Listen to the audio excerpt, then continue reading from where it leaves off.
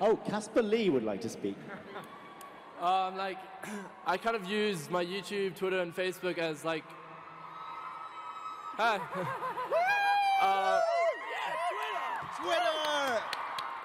As things that I would use if I wasn't like popular on the internet. So I share on Twitter what I would share with 100 friends, but it's just, yeah. So I think I just kind of like to keep track of my life the way I would keep track of it if I wasn't like a YouTube, whatever.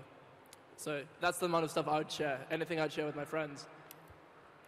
Okay, cool. So the next question is, this is a question you're all very excited about, of course. Do the fangirls get a worse rep than they deserve? As I said, it's going to be a very one-sided debate on their half. So let's open with Hank. Oh, thanks. I mean, what's the rep? What's the rep that the fangirls get? I think the word fangirl encompasses the rep that they have. Like a typical obsessive teenage girl kind of thing. Do you think that's an inappropriate representation of the real person behind that?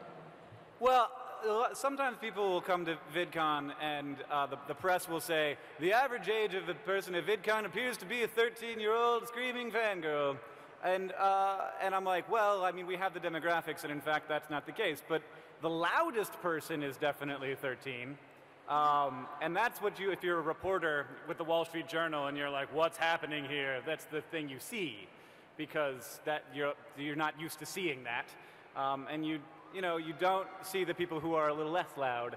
So I think in general, that there are not that many super ultra crazy run at you, want to get up and lick your face people. Raise your hand if you want to lick Dan's a face.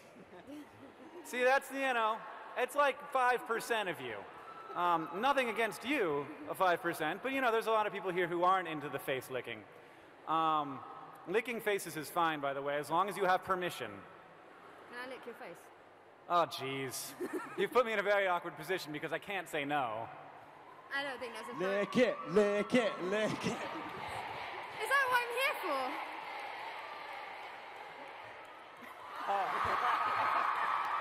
There was a flash at the exact right moment, so someone got that.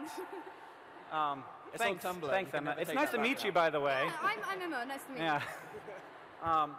But yeah, I mean, I think that enthusiasm and excitement is never something to be criticized, is my basic answer.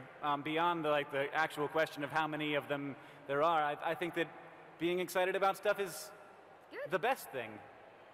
And I'm excited about stuff too, just with less licking. So what is the difference between a fan and a fangirl? So you have a typical subscriber, someone that would say, I'm a really, really, interested subscriber, but then what makes someone a fangirl if we're going to talk about fangirls? Okay. I can't breathe. That. Yeah. I feel like, for me, the difference between a fan and, a fangirl, and I'm using fangirl in the sense of someone who is kind of hyper, really crazy about this one person or whatever. I think the difference is when they stop seeing you as a person and start seeing you as just an entity, I guess. And that's really harmful in a lot of ways, because they then either build you up or tear you down. And they'll often get to the place and then they feel like they have ownership of you, and it's not okay for someone else to like you as much as they do. And it's that's not good for them, because you never depersonalize someone. Everyone's a person. You got to remember that, no matter how great they may appear on their websites. Just like Dan. Thanks. Yeah. I think that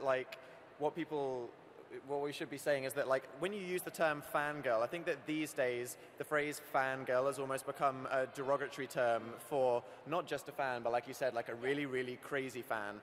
And so in that sense, it's is the question that are all fans being labeled as fangirls, when actually there's just more people that are they're fans, but they're not exhibiting the kind of crazy behavior that makes us go, grr, fangirls. Would you say that most of your audience is fans Well, or that's the thing. fangirls? No, because I think what a lot of YouTubers don't realize is that an insane majority of their audience aren't that hardcore.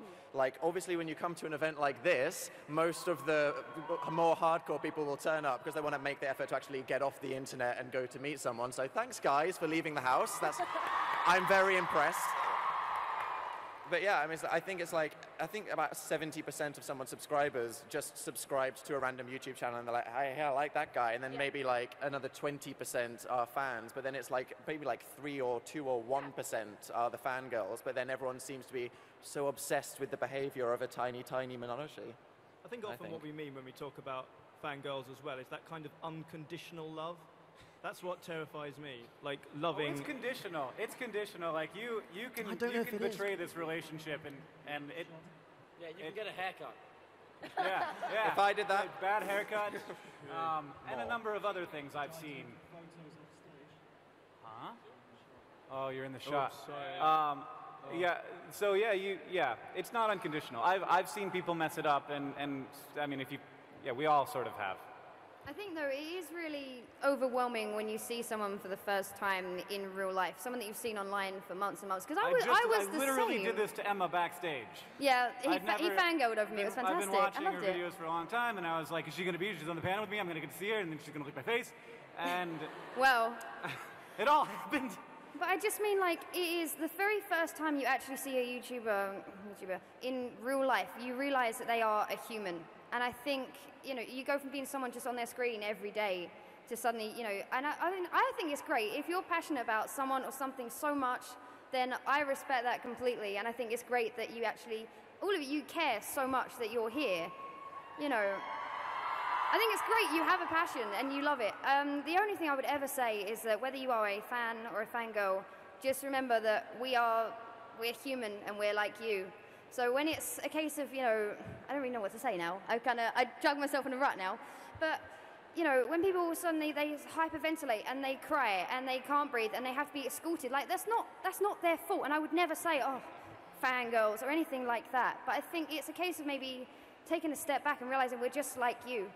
I also think that what's true of most of, certainly I think the people on this panel and most of the YouTube community is that we like fangirled over each other before we worked together. Yes. Now, we're really lucky to be in that position where, like, I fangirled over Casper. I loved Casper's videos, and it was fangirling over Casper that allowed me to get him in becoming YouTube. And it's the same with countless other people who you really want to work with, and then you get to and become mates with. But though it's a friendship based on mutual respect of that person's YouTube stuff, mutual respect of their art, but also a little bit of fangirling. There's nothing wrong with that. I would always prefer to be the person, like, obsessed. Maybe obsessed is too strong a word. I would prefer to be the person fangirling over someone or something than the person stood at the sidelines criticizing the people who are fangirling over people and things, if that makes sense. It's cool to like stuff, yeah! Woo! We'll move on to the next question now. So the next one, again, another popular one with the audience was, is the British YouTube community something that should be the envy of the world? Which I think, yeah. So I think we'll open. Someone have something to say about that? I'm not British.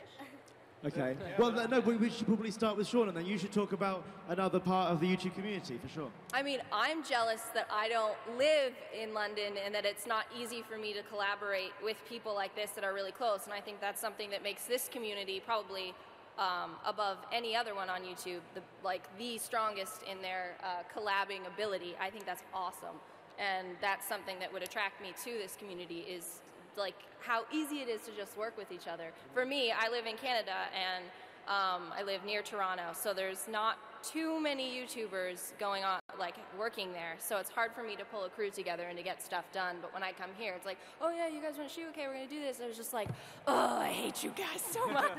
And it's really, really, like, you're lucky to have that, and I'm definitely really jealous of that, and it's really nice that you guys can build on that and keep accepting new people into sort of the fold of what you're doing and to like embrace them. And I know that we've seen that over the last year with different people coming in, and you know, it doesn't mean that people who have been here before are more important or they're old news. It's like now you're a part of the family, and that's why events like this are super cool, because it's like all the families together. And it's also really intimidating though to come into it, because all you guys are like super tight, at least in